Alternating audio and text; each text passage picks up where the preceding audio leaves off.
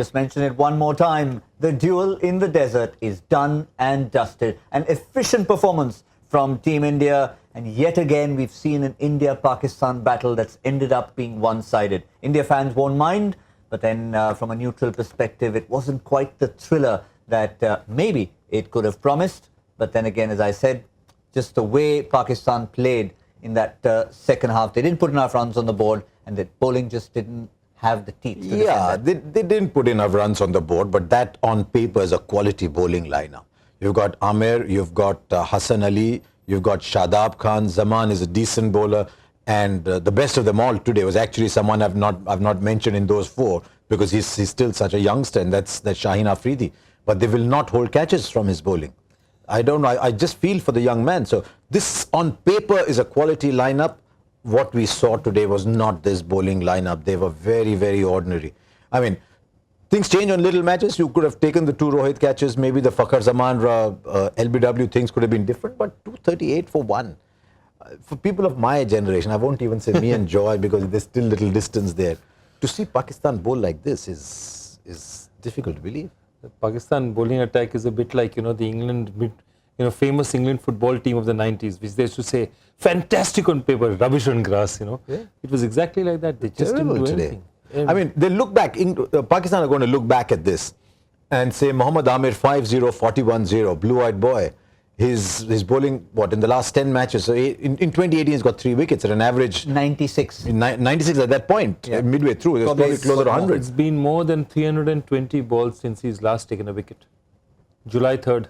Yeah, that's a disappointing. I mean, you wouldn't want to look at the bowling figures there. As far as the batting lineup is concerned, well, there was really not much. It was the Shikhar and Rohit show once again. Such a successful opening combination. And in this match, it was just the two of them. Raidu just came in to keep Rohit Sharma company at the end after a magnificent innings from Shikhar Dhawan, 114 of 100 balls. And Rohit Sharma taking his time at the end. Otherwise, he had a very decent strike rate for most of his innings. Yeah. And, the only thing I'm going to take credit for, it's all credit to them. I'm allowed to gloat for a moment. Go on. Inside 40 overs. Go on. Just about, but it's okay. We'll give it to you. We'll give it to you. The other day, Rohit Sharma took off. Shikhar Dhawan struggled a little at the start, so Rohit gave Shikhar the time that he needed. Today, you could see that Rohit Sharma took a little time to get off, but how good were the shots that Shikhar Dhawan was playing? I mean, the first 30 runs, there are 4 shots I remember. We've always said that when Shikhar Dhawan drives out the front foot through cover, he's looking good. So he played that front foot cover drive. There was one of the back foot that he played. There were pull shots. And then I think in Amir's second spell, so Amir's third over, they were two straight down the ground. Oh, today Shikhar Dhawan batted as well as we have seen Shikhar Dhawan bat. I think the secret of that relationship is the fact that both of them are brilliant stroke players. So what happens as a result is, especially Shikhar, he takes the pressure of Rohit when Rohit's not scoring fast. And it's exactly the other way around, when Rohit starts hitting and Shikhar is struggling with it. So neither of them ever feel the pressure of making the kind of shots that, Pakistan played against India in the previous match, where in the first 12, 13 runs in 4 overs, they had to go for it. So they never feel that pressure. And that's important. You mentioned that relationship, and that's what it's been. Not just today's partnership, which was sensational, 210 of 201 balls, but it's the historic figures that we've got that are really staggering. Ever since that game in Cardiff against South Africa in the Champions Trophy, in the multi-nation tournaments has been where they've blossomed every single time, and it's been absolutely phenomenal, and these figures will back it up. We often look at Rohit Sharma and look at his red ball form to talk about his white ball form. That is staggering. 65, and they're fantastic strikers. Every time you think of Rohit Sharma, we let his red ball persona take over the analysis of the white ball persona. Purely as a white ball opening batsman, he's been among the best there have been. And you look at his average from 2013, say in the Champions Trophy game when Rohit and Shikhar started batting together. You look from there to now, and his figures are second to none. He is an outstanding white ball batsman, among the very best. And I think we should now separate the red ball Rohit and the white ball Rohit. Say maybe they're two different people answering to the same name, but as a white ball batsman, he's incomparable. There's only one batsman who comes to mind in the world, and that's Martin Guptill, who answers to different names when he wears white clothing. Yeah. And of course, similar. he No, also it's a has the different IPL where he completely disappears. But that's, that's Owen Morgan as well. Plays well everywhere, comes to the IPL. Rohit's in a different league. Yeah, I mean, completely different league. And let me tell you one more thing. For people, especially who've started following cricket from the 90s onwards, it's about time to look and say, we used to always, opening pair for India, Ganguly Tendulkar was the sort of gold standard of ODI opening pairs. I think this pair is now For a while, beginning. Sehwag Gambhir, but So, you're right. Well, we saw the list there as the match was progressing, and they're getting there in terms of their 50 partnerships and their 100 partnerships. They're climbing up that ladder. Yeah, true. I mean, the only thing I will say in response to what Joy said is that in white ball, in ODI cricket, every 3 or 4 years, the benchmarks change. Because the rules change, so much changes, 2 white balls, no reverse swing, so much changes. Every 3-4 years, the benchmark changes in one-day international cricket. So Ganguly and Tendulkar was, that was something else. But these two are.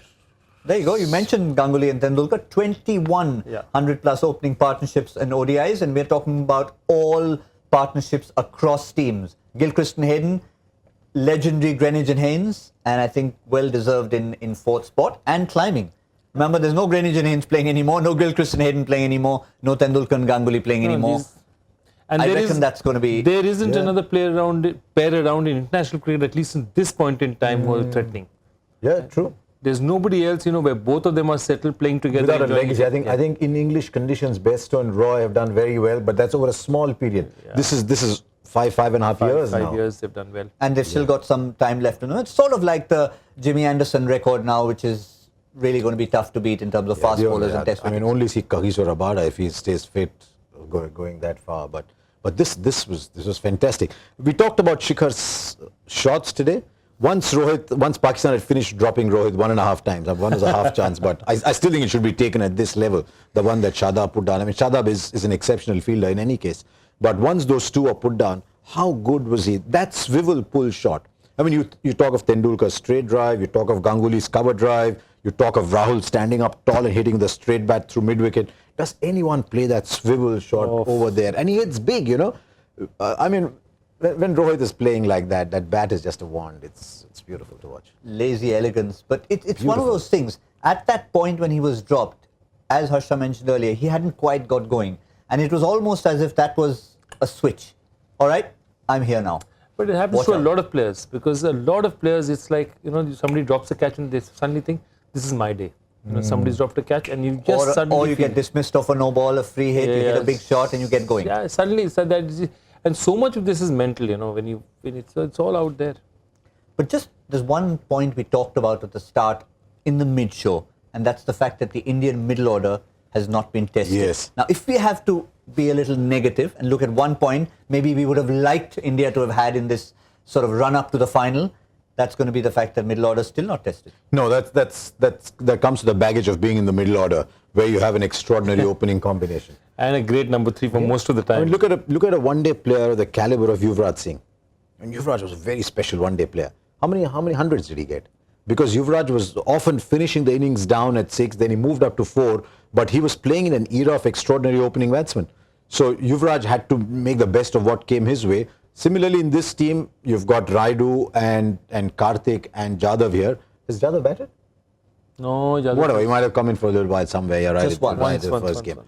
So that comes with the territory. So I know where you're getting at. Suppose tomorrow you're playing the final, it could well be Pakistan again in the final, and suddenly you're 30 for 2. What happens? Yeah, that's. But the other thing is victories. Just to see that. We talked about inside 40 overs, and I'm not talking about prediction. I'm looking at all. No, that's a very subtle way of saying you got it right, but we let that be. That's about the 3rd time I mentioned it. I'm not gloating. I'm not talking about myself. When you finished in 40 overs. This is like this 3 times in 5 minutes. This is like Danish's Champions Trophy story that but we won the Champions Trophy. But I got it in 40 overs. Okay, I promise you there was a method to my madness here, and it was the fact that India have had 8, 7, and 9 wicket victories respectively in 3 matches they've chased, in 29, 37 and 40 overs. So that's again, talking about the middle order, either not being tested, not having enough opportunity, but also, of course, full marks to the top order. One of the reasons we create this hype is because we want to build up the rivalry, but also a lot of people are from a generation that is slightly removed from this one. You talk to people India under 30, or you talk to people who watched India versus Pakistan over the last 2-3 years, and they'll say, what is this hype? What is the hype you oldies are creating? Because there is no competition. In the last 5 years, Pakistan have won one game by a wicket, and Pakistan have won the Champions Trophy final. Outside of that, Pakistan have not competed. And I'm not trying to say, wow, we great, you horrible, which is part of the terrible discourse that takes place. It's just that Pakistan, as a limited oversight, are in decline, I think. And that surprises me, because at the start of the tournament, I said this is Pakistan's best one-day side for a while. But come pressure, come whatever, they're just disintegrating. You take Shoaib Malik out of that, and he's what, 37 now? Legally. Whatever. You take Shoaib Malik out of that side, and what do you have in that middle order now? Almost seems eerily similar to the hockey parallel. I mean, there was a time when India-Pakistan hockey game was going to be a cliffhanger, similarly to cricket, and now both are one-sided. I think, and that's the point. And you are going to get the occasional Pakistani victory, but it's going to be the aberration simply because at one day they've just lifted their game enough emotionally. See, also let me tell you one thing, no matter what the Indians say, right now they also know that Pakistan, they know that Australia is maybe the team at that level, or England at the ODI game is at that level. I don't think they're looking at Pakistan to say that I have to lift my game for Pakistan. They have to say, they're saying, okay, let me play my game for Pakistan. But they're not your gold standard that these are the guys I want to beat to prove myself to be the best in the world. You know, if you look at how players are growing in a side.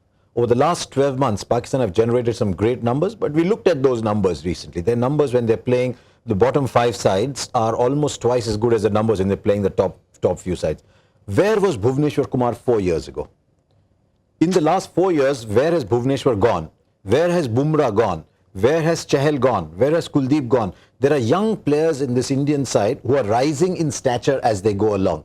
Where has Junaid Khan gone? I looked at Junaid Khan, might have been the Bangalore game when Irfan and Junaid had India down 29 for 5. And Junaid was swinging the ball this way, he was seaming it away. He was a beautiful bowler to watch. Where is Junaid Khan? Where is Wahab Riaz? Where is Mohammad Irfan? Where is Sohail Khan? He took 5. Who was the guy who took 5 against India in one of the World Cup games?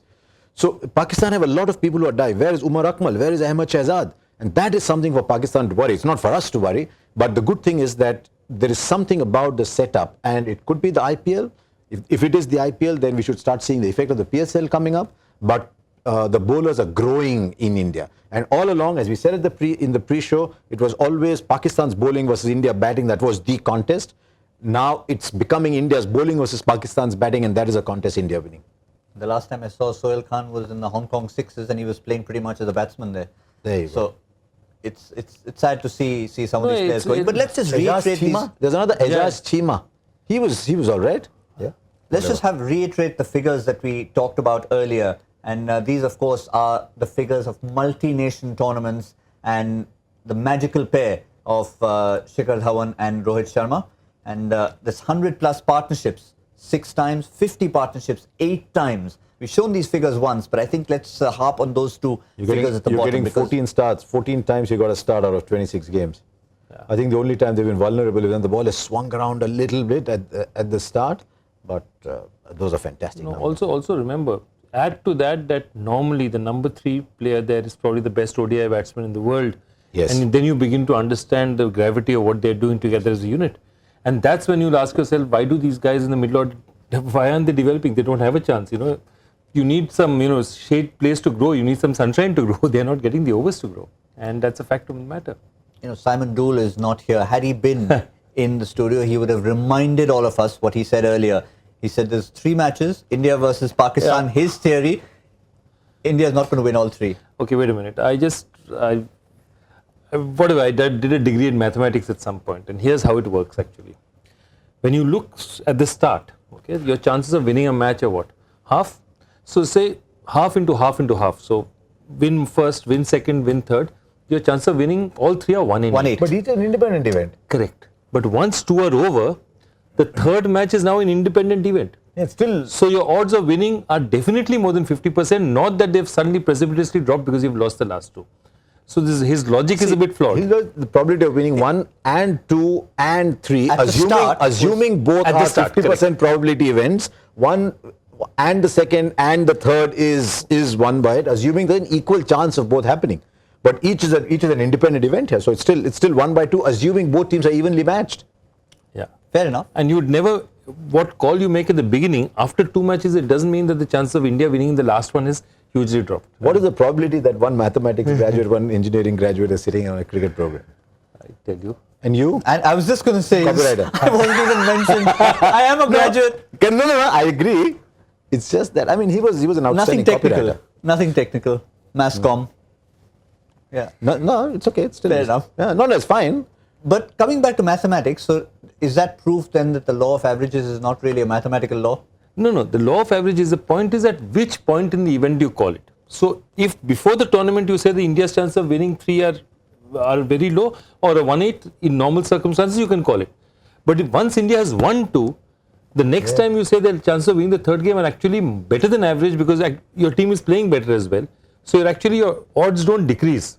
That's the basic point. That the results of the last 2 games basically don't mean that this one you're going to go down. That's all. Yeah, and by law of averages, I will never sing better than Shankar Mahadevan or Sonu Nigam. So it's okay. Okay, we've given Simon Dool enough hiccups wherever he is right now. No, it could happen. It's a cricket match. It could well happen that, like in the Champions Trophy final, suddenly Pakistan come out, they hold their catches, there's a couple of wickets going that way. That's a cricket match. It can happen. But on the evidence of what we've seen so far, it'll have to be a completely different side. But yeah, just go on a serious note, forgetting the numbers, the mathematics, anything like that, it's the way Pakistan seemed to turn up. Huffed and puffed against Afghanistan. Really, with a slightly more experience in their bowling, Afghanistan would have won that game.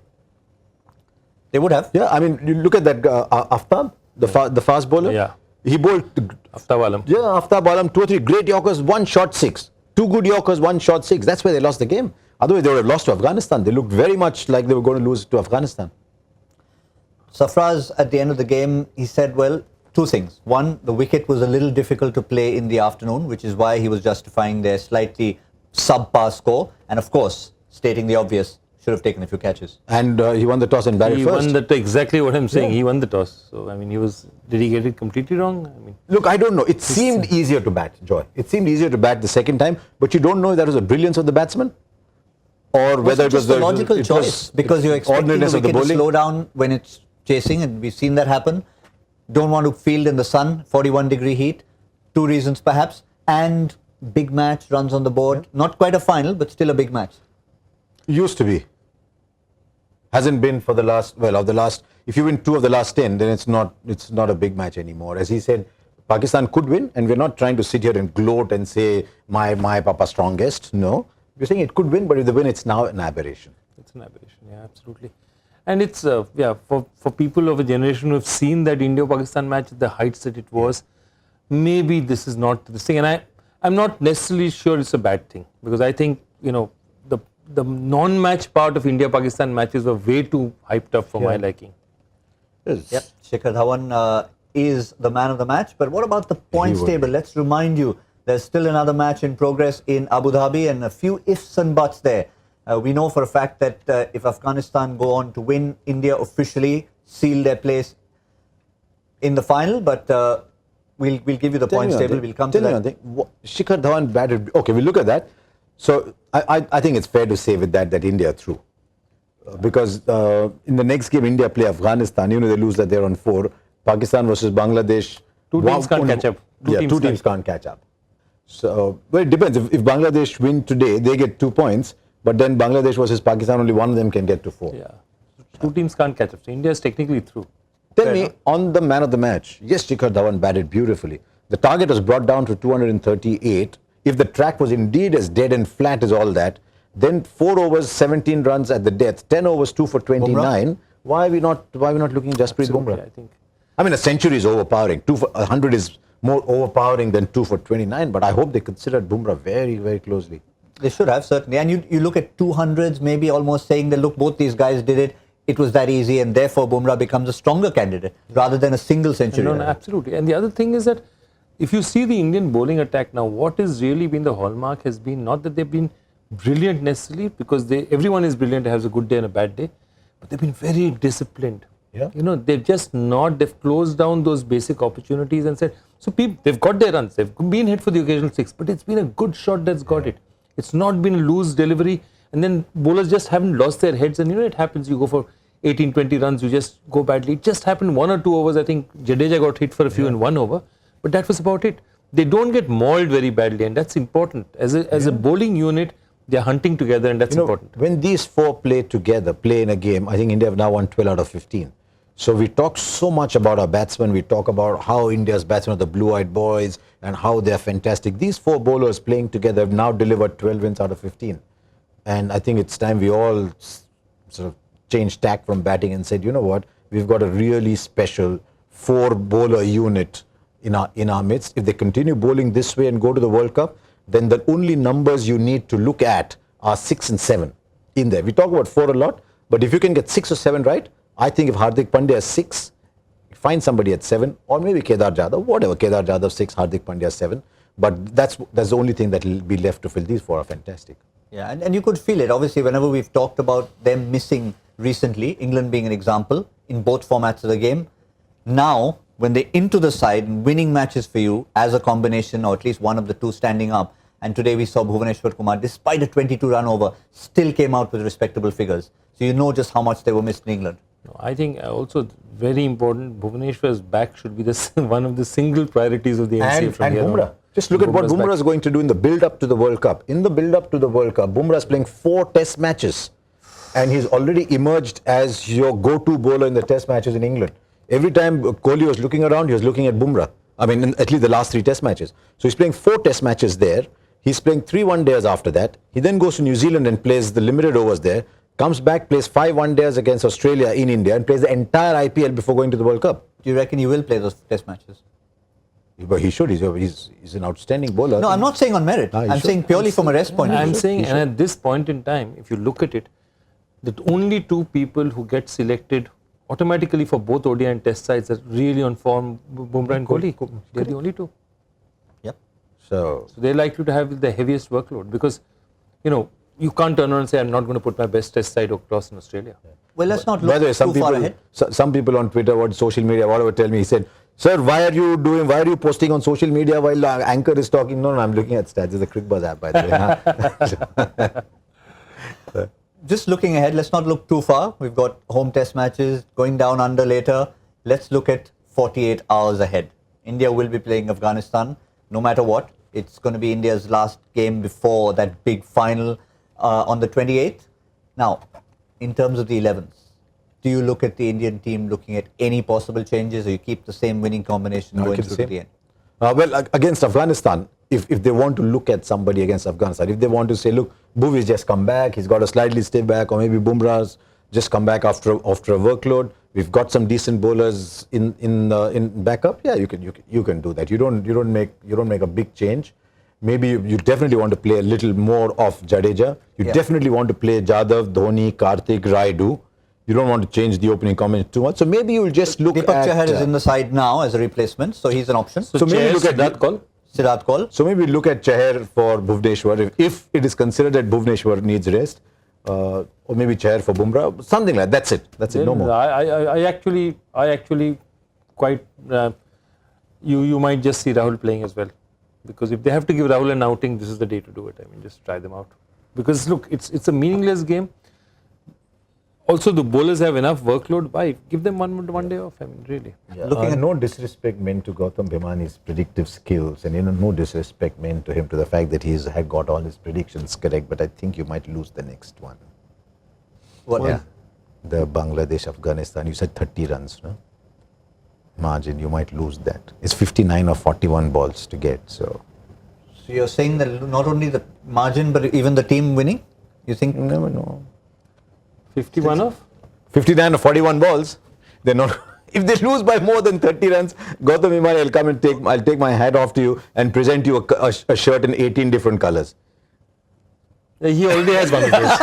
He already has. 18 now, you need to challenge him. Maybe I'll present him a pair of socks in 6 different colors, which he won't wear.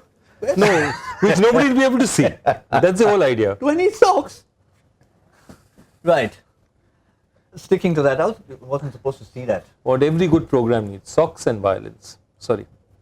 If only the anchor could also be the person cutting cameras, then I could have gotten away with that one. Yes. Directors are very mean people. They cut to just the camera you don't want. Now you can see it. Now you can see me. This is what I wanted to be shown. Let's talk about Afghanistan. Yes. Because an important game for them. Any possible changes for them? Because they'll be playing, remember, in a different surface for the first time. They've been playing in Abu Dhabi so far. They'll be coming down the highway to Dubai for the first time. Look, you don't know how strong their bench strength is, but the team that is playing at the moment, and even though they've just lost a wicket, they may win this, they may not win this, but you don't know how strong the bench strength is over there. That bowling lineup, Mujibur Rahman, Nabi, Rashid Khan, is among the best in the world at the moment, as purely as spin bowling combinations go as a threesome. Is there a better spin bowling lineup in the world? Is there a better spin bowling lineup? Well, for a start, nobody plays three like that. India have only just started playing three. And Chahal and Kuldeep Yadav might well turn down and say, you know what, our numbers are looking all right. But I don't see them making too many changes. The one thing they have to worry about is Hashmatullah Shahidi is getting runs, but he's using up a lot of balls. So he's giving a lot of body to the innings, but he's also taking away a lot of balls. They need to get him to get a move on a little bit. And I think somewhere down the line, we all love Mohammad Shahzad. We love him. He's such a character. You can't drop him because of box office reasons or his effectiveness in the side. Yeah. Today ran out Rahmat Shah and was slow. So. He got a 50 today, to be fair. Mohammad Shahzad, unfortunately, they will have to. And the other thing is, if you have three quality spinners like they do have, you cannot afford to have an unfit keeper. It's not possible. You're the best spinners who are bowling so beautifully. The opportunity cost is way too high for Mohammad Shahzad, and I know that, just the feeling I get, and from chatting with some of the younger boys, is that he lifts the dressing room, and I don't mean this in a literal sense. Could well be. I think if he can lift that, I'm sure he can lift the dressing room. Look, he's got to score runs every single time because he's a bit minus in the field. He's got to score runs every time, and he's got to ensure that they're running the singles as well. A bit minus in the field is like saying Sholay was a bit of a hit, you know. What is this? Cruel. He's a fun guy, but he'll have to run well between wickets because I think even today, while that we're watching, they missed a few singles. The word you are using is run. The word he normally uses is scamper. You know, occasionally scamper. Occasionally scamper. And why do you want a man like that? You know, he's a, as you say now, if Afghanistan ever needs a stomach for a fight, Shahzad is there. Sorry, I just on that Kabul ke wasiyo, ye bhi hamare dost hain. That was as bad as my lack of socks. But anyway, I think going back to you, focus back on you, is going to be for the joy factor. We've waited all day for it. We've had lots and lots of answers coming in. And remember, hashtag Cricbuzz Live is trying to keep giving those answers back. And give us a few suggestions of your own, because you never know. If he finds a question that's tougher than his own, he might use one of your questions next time around. For now, answer for today. Okay, here goes. Here was the question. What started in Hobart in January 2003 ended with a Brian Lara masterclass innings of 80 at the Queen's Park Oval in May that year. This was Australia's 21-win ODI sequence. 21 one-day matches they've won in a row. And it's an amazing record because the next team, which is next team in that list, has just won 12. South Africa won 12 in a row. They won 21 in a row. I think Ponting captain most of that period. It was Ponting as captain. It was an exceptional performance. And if you look at it, there were quite a few changes in the side as well. I mean, this last match that they lost, I think Jimmy Maher was playing. I mean, they changed around, a lot of injuries. It was, but they still managed to get an extraordinary phase in Australian cricket. When they, in fact, I remember there was a four-nation tournament where Australia put out Australia A as well, and Australia A were far too strong for everybody else. And Australia A played the final, which some people thought it was a show of arrogance. But at that point, you just judged how good the Australian team was by who was not in it. It was an extraordinary phase. Absolutely. It was a bit like the West Indies in the late 80s, early 90s through 90s. It was just an extraordinary phase. 1994-95 four-nation tournament, Zimbabwe and England were there. England. Was it then? Yeah, there Zimbabwe, England, and Australia put out two Australias, and the world was saying, isn't that a bit arrogant? And they played each other in the final. But also that was a phase when the English were told that beating Australia is not allowed. Is that the phase like for Pakistan beating India is not allowed? Words in my mouth, almost. But it is, yeah. I like what Joy said, that Pakistan beating India today now is an aberration. Well, if by aberration you look up the dictionary and find that means it happens once in a while, well, Indian fans will be hoping that once in a while is not on the 28th of September. That is, of course, assuming that Pakistan does make it through, because they are far from through to the final. So let's not make any assumptions as to what that final lineup will be. We want it to be the dream final of India versus Pakistan. And of course, that is, the dream final for everyone. No matter what the tournament, multi-nation tournament, but that's really what everyone's looking forward to, isn't it? Because no matter what, Pakistan games. the first one was like a rehearsal, this one was like a tune-up, Super 4, but the Super 2 is where we want them. Super 2, I love it. We've got it. Now, that's there for life. Cracked it, boss. This is 6, management Super 4, parlance. Super 2. Super 2. So how many times is the Super 2? How many times they play each other, Super 2s? That's just once. That's just okay. once. But I told you, next time, give me this thing, I'll sit with the Best figures of and three make them show they final. play 4 Best of times three in final. this Best of thing. 3 final in the Super 2s. Yeah. You could have that to justify the fact that you don't want just a lottery in a final, so give them 3 chances. Yeah. Win 2 out of 3. CB series, the Tri series used to be best of 3. Yeah, correct. Why not? I mean, they could still win. This is not a bad collection of players. At the moment, it's a bad team. Individually, they're a good side. So you shouldn't sit up and gloat and say we are the greatest. But at the moment, they'll have to up their game remarkably, and they'll have to drop their game, as happened in the Champions Trophy final. But that'll have to happen again. And this team, even without Kohli, is looking quite strong. Well, speaking of gloating, we've nicely given the answer away. We haven't talked about our winner yet on the Joy And Factor. The winner is And the winner is? Tanish Jain. Oh, Tanish wow. Jain. You must have quite a watch 57. collection. A jewelry collection. Yeah. It's not watch, jewelry collection. Tanish Jain, 57, Cricbuzz Live. So I'm trying to figure out what the 57 is. Probably 5th of June. Birthday July. 5th of July. 5th of June, July. Sorry. July. 5th of July. Yeah. I mean, it didn't cross your mind that he could Could be 1957. He could be born in 1957. I think the odds of Why are you saying people born in 1957 don't get on social media, don't answer cricket quizzes? no, actually I take back. Yeah, I absolutely. mean, if he's from anywhere near Kolkata, he could be Tanishq Jain, 29, and he'd still be participating in quizzes, right? So, Come on. Tanishq, if you're out there, very quickly write into us on Twitter and tell us why you are Tanishq Jain 57. So by the time the next show comes around, we can actually solve this mystery.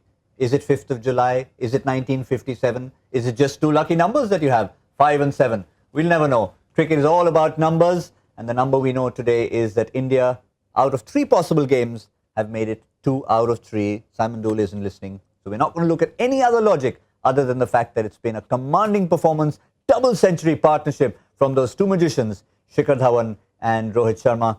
Couple of delighted guests in the studio. Thank you very much, Joy. Thank you very much, Harsha. Look forward to your company very soon again. Will we be seeing you in a couple of days' time? you might just 53 and 33, you might gloat one more time. All right, just quickly check. But Yeah, yes, see you again, of course. we'll see you soon. We'll see all of you soon. Keep the tweets coming in, and of course, keep watching Cricbuzz Live. We'll be back with much more analysis and looking forward to the end of what's been a very entertaining tournament and certainly a very dominating tournament from Team India.